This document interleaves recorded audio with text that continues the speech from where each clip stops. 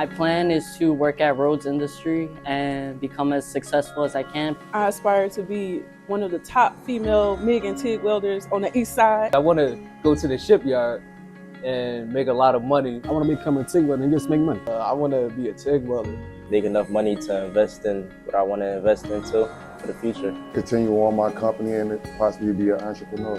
Make some fences, some railings, cool animals like my reindeer that I made by myself with no help. I want to go into the field, get a couple years of experience. I want to go to the field to have more experience. And then I want to start my own welding company. And then I want to probably become a teacher. After I graduate, me and my brothers will actually start our own business because they're also welders. That's the goal. To get into a good welding company and I guess build my skills up after that. I hope I fall into a good career and I can take care of myself and my family. After I graduate, I'll basically take on the new challenges as a welder and be ready for anything that's unexpected within a job career. I aspire all of us to win at the end of the day.